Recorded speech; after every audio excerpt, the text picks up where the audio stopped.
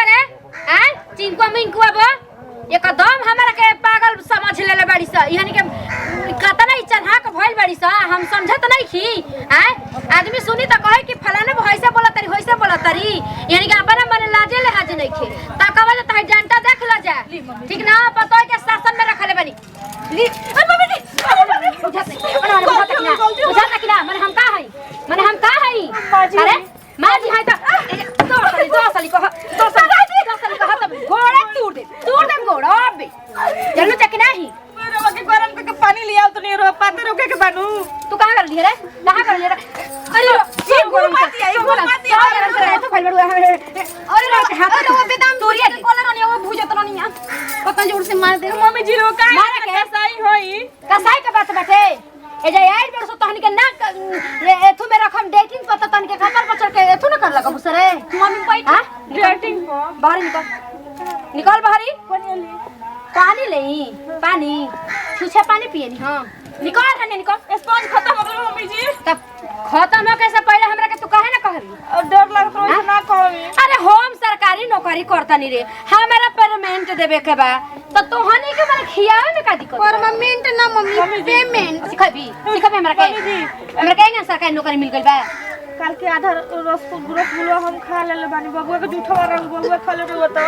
अरे तोरा के की कम खाए के रे निकल बाहर निकल आंख फूट जाए तो फिर हम रिस्क ना ले चल हां हम ले ना रिक्स मम्मी जी काहे सिखाओ तनी हम सिखाई दुनिया के आ तू सिखाइबू हमरा के हां अंडा सिखाए बच्चा करे चोय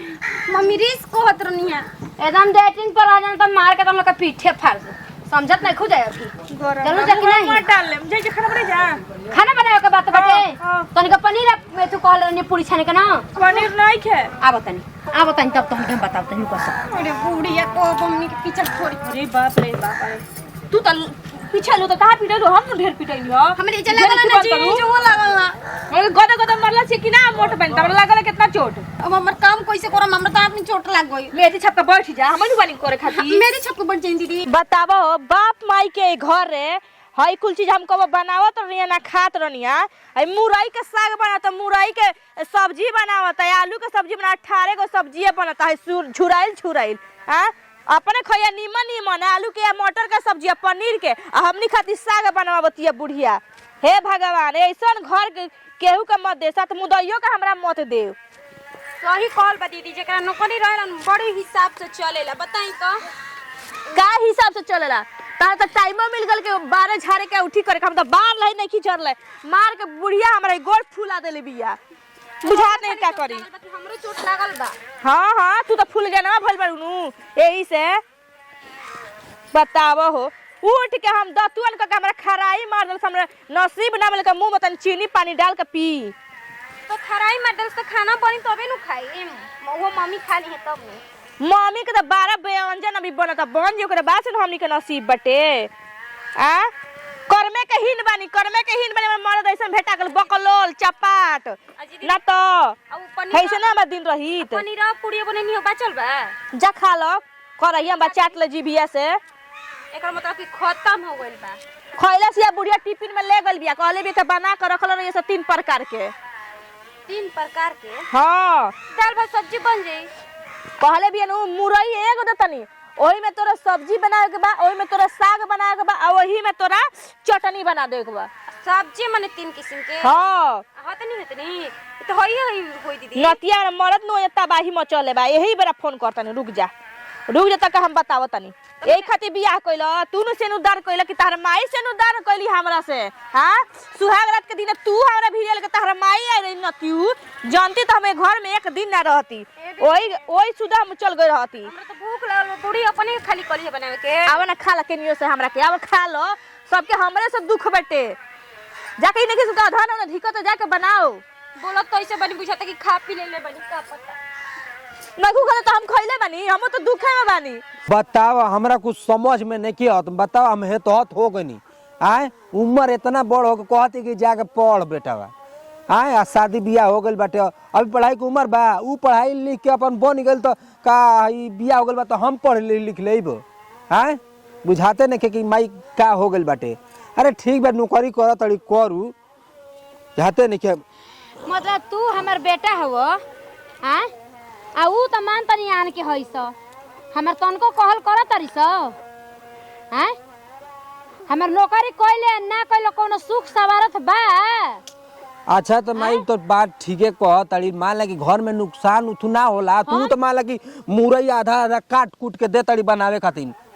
हरियर सब्जी खइला से दिमाग तेज होखेला तोरा अभी पता नहीं खे। आ का पुलाव पूरी खइला से दिमाग तेज ना होई। नौकरी करत तनी ना खाइम चटक मटक त दिमाग काम करी। मतलब तू लोग घरे बड़ा जा हरियर सब्जी खा जा दिमाग आई तबे ना कुछ में दिमाग लागी त तनी हम त कहत नहीं है कि घर के काम क के तनी घरे बैठ के पढ़स लिखस। तो तू तो एके लोड़ पूरा परिवार के ताजना दे तड़ी माई अपन स्कूल में लइकन के ताजना दे और साथ साथ हमारा कहतड़ी कि जो पढ़ लिख ले तू कुछ बन जो।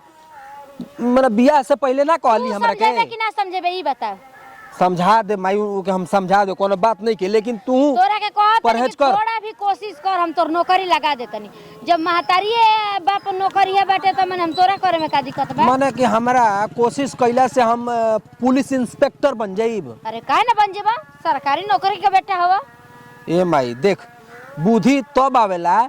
जब बचपना रहेला बियाह शादी से पहले रहेला। अच्छा। तू तो बियाह क देले बाड़ी या बाज गइल बानी मेहरारू में हम। ई कहो कि तोरा ये कुल में इंटरेस्ट नहीं खे। ए माई देख हम कंपनी में बतिया लेल बानी हम जाई कमाए ठीक ना बम्बई। सरकारी नौकरी में फायदा बा उतना कंपनी संपनी में नहीं खे ठीक बा। सरकारी नौकरी में जाके ऑफिस में बैठ के ए माई सरकारी नौकरी हमारा के ना मिली। देख कर सरकारी ना तो बेचा तरकारी है सरकारी नाम के ना मिली बुझाता तरकारी बेचे का पड़ी हमरा। समझावा चलो चल के समझावा ओहनी के जाके समझावा कि हम जितना कहत नहीं उतना करस हरियर सब्जी खास आ पात गोभी खाओस। पात गोभी में कोई गो नस रहेला त कपार के नस चली चलो जा। जाना तनी खूब पढ़ लिख ले बाड़ी या खूब समझावा तड़ी तू। समझाई ना साइंस तोर ज्यादा चलता साइंस तोर ज्यादा चलता। हेलो हेलो हेलो हेलो काहे ना टावर में आवनी जी आवाज नहीं जा तू हेलो सुनाता। हाँ गोड़ लगतनी खुश रह का समाचार बा हो। ठीक है बा मनु का समाचार रही जियो तानी नु बोलत तानी नु हम बस उतने समझी का हो गइल का हो गइल। रो तो जैसे कुछ जानता नहीं कि चल गनी बुझाला कि अब ईद के चांद हो गइल बानी। अरे तो कामे करे ना आइल बानी छुट्टी मिली त आइब। केकरा खातिर कमातनी केकरा खातिर कमातनी जी तनी हमरो को बताई हम सुनी। कमातनी अपन लइकन खातिर। हाँ हमर लइका राज भोगतन स हमहु राज भोगतनी हम तो कुर्सी पे बैठल बानी बैठ के नाश्ता पानी करतनी एबरा। काहे तोरे को बोलतड़ू। अच्छा ई बताई राउर घर में ऐसे इंसान लोग बाटे न कि हमके तबाही मचा देले बाटे। का हो गइल बा राउर माई के करतूत माई की देखत माई के नौकरी लागल अब का चाहिए तो हम के। जब से नौकरी लेला पानी पिया देल बिया बुढ़िया हमनी के ना के पानी पियतनी हम। माने का हो गइल दिनों भर शासन में दिन में सुबह में थी 4 घंटा मारती है साझी का 4 घंटा मारती है दोपहरिया में 4 घंटा का मार के गोल फुला देली बिया बुढ़िया। बढ़िया बढ़िया चीज सिखाओ तो हमें खराब लगता का बढ़िया सिखावत तड़ी मान ला दरी पे खाना दरी पे पीना तो दरी पे तेल लगा तो तीनों टाइम तब तुमका इथी दिक्कते रहता खुश से नहीं रहत। अच्छा जाए दा वही तरह मिलजुल के रहे के बा। बताओ कल कह देनी है मम्मी जी लइका के तनी गंजिया फाट के तनी दुगो लिया न दी क तोर बाप के करेज में से निकाली तोर भाई कमीनी देले बा इतना गरीबौली की मत पूछी। अच्छा तुम जो आदमी कमाला मेहनत करके ओकर बुझाला तो नहीं कमाई खतनी का हम। अच्छा ठीक है चिंता जन करो रउआ त कमाता नहीं छोटकिया नु ठीक बिया मर्दो लगही बाटे सास बटलही भाई सब लोग बाटे हम ही एगो बहेंगावा भइल बानी ना एने के बानी ना ओने के बानी। तो मन तू का चाहत रो क्या हम घरे बैठ जी रउआ के बैठी जंग सब के खाता है रउआ खाई जब बूढ़ी खियावत बड़ी त रउआ के खियावस रउआ काहे सन्यास लेल बन जाके हो जा। अच्छा ठीक बा माई के समझा दे तनी समझावे के नहीं खे आई रउआ घरे आ ना तो हमरा के बोलाई हम वही जाए। अरे तो ये जो का करे भी हम काम करे जाएंगे तारा के देखो हम कंपनी में जाम काम करे पागल हो का चूड़ी फैक्ट्री में काम करब। पागल हो का तो सुबह मेरे को चूड़ी फैक्ट्री में भी जा करो तो का है का हो जे मेरा काम ना करली सका हमार मेरे ना ए करे। जम लात जूता ना खा किनौ के अच्छा चलो ठीक बा हम माई के समझा दे तनी गोल बड़ी सिर चर्चा में नहीं दे सुनाते जैसे ठीक बा ठीक बाला खूब ही ढीला ना, खूब ढीला ना। कबो ई ना कोई के अपना मेहरारू के पक्ष ले लेस ना, कबो अपना माई के पक्ष लिए, कबो मुहे माई खाती जीहे माई खाती या सास लिहन माई खाती लगले में लागत के हमरा पराने अब निकली बुढ़िया हमका जिए ना दियब हमारा तो सुनते नहीं खे। का दीदी अकेले बक बक कइले बानी? का बक बक कइले बानी? तार भैया के फोन कइले रहनी हो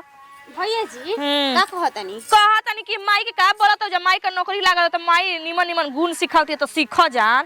कैसन गुण जी? हम तो अब क्लियर कर दल बानी, का क्लियर कइले बानी? कर दल बानी न कि रउआ घरे आई ना तो हमू रो लगले कि आवत नहीं अपन लइका, हमारे एगो लइका बाटा मुझे पढ़ा ले इंग्लिश मीडियम में। ए दीदी बाहर जतनी तो जाएब नहीं तो जब अपन जिंदगी खपाए इनकर चलते बूढ़ी के जब वो राजी है तब लगे का रही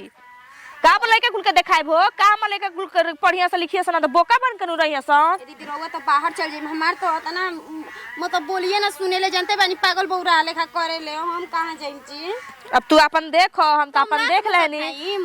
अब तू जनक लात मुका खइबू के जूता मुका खइबू के पूरी सब्जी खइबू के रसगुल्ला खइबू तुम जानबू ना तो हम तो आज बढ़िया से समझाई जातन पैकिंग करे एकदम टिकट करवा दी। टिकट हो गल का दीदी? जातन करवावे